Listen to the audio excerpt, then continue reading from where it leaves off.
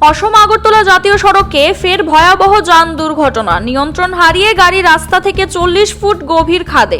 সোমবার রাতে ঘটনাটি ঘটে তেলিয়ামুড়া মহকুমা পুলিশ আধিকারিক অফিস সংলগ্ন এলাকায়। একটি বোলেরো প্যাসেঞ্জার গাড়ি আমবাসার দিক থেকে দ্রুত গতিতে আগরতলার দিকে যাবার পথে নিয়ন্ত্রণ হারিয়ে রাস্তা থেকে 40 ফুট গভীর খাদে পড়ে যায়। এতে গুরুতর আহত হয় গাড়ির চালক কাজল চক্রবর্তী। ঘটনাটি প্রত্যক্ষ করতে পেরে পথ চলতি সাধারণ মানুষজন ঘটনার খবর পাঠায় তেলিয়ামুড়া অগ্নি নির্বাপক দপ্তরের অফিসে।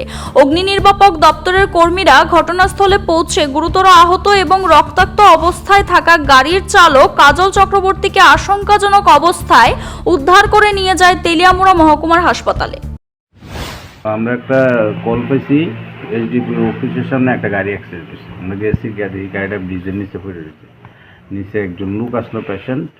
আমরা উঠাইয়া রেস্কিউ করে তেলিয়ামুড়া হসপিটালে নিয়ে অ্যাডমিট করে দিয়ে। নাম কি দেনে? তার নাম হচ্ছে কাজল চক্রবর্তী, 30 বছর। কি গাড়ি আছিল এটা? বুলেরো, প্যাসেঞ্জার বুলেরো গাড়ি। কোন দিকে থেকে কোন দিকে যাইতেছিল? আমি শুনছি আগরতলার দিকে যাইতেছিল। কত ফুট নিচে পড়ছে গাড়ি? আনুমানিক বলা যেত না। কিরকম অবস্থা? যারা হাসপাতাল নিয়ে গেছেন তার? মোটামুটি মাথায় ব্যথা হয়েছে। Siri TV, channel for news and entertainment.